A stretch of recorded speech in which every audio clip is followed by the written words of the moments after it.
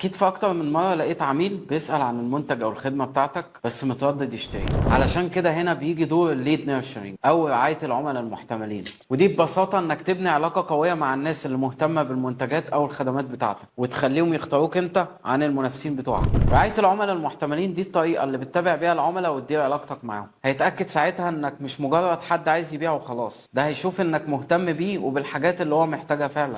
ومش لازم دايما يكون البيع هو الهدف بتاعك، ممكن تبعت له محتوى يساعده في انه يختار حاجه، مثلا تخليه يكون واعي اكتر بحاجه انت بتقدمها. كل ما تبني علاقه اقوى كل ما احتماليه انه يشتري منك هتزيد. ومش لازم دايما يكون البيع هو الهدف، ممكن تبعت له محتوى يساعده في انه يختار حاجه، مثلا تخليه يكون واعي اكتر بحاجه انت بتقدمها. كل ما تبني علاقه اقوى كل ما احتماليه انه يشتري منك هتزيد. والموضوع هنا مش بيخلص عند اول خطوه، لازم تتابع باستمرار، تبعت له عروض جديده، محتوى حصري، او حتى نصايح مفيده. خلي العميل يحس انه مفيش حاجه تخصه في السوق الا وانت في باله. باختصار كده الليد نيرشرنج مش بس بيع، دي علاقه مستمره بتفضل لسنين. وانت لو عملت كده صح هتلاقي العملاء بتوعك مش بس بيشتروا منك، لا ده كمان هيعملوا لك توصيات لغيرهم. خلي الليد نيرشرنج دي جزء من الاستراتيجيه بتاعتك، وعيش مع العملاء بتوعك رحله طويله مليانه نجاح.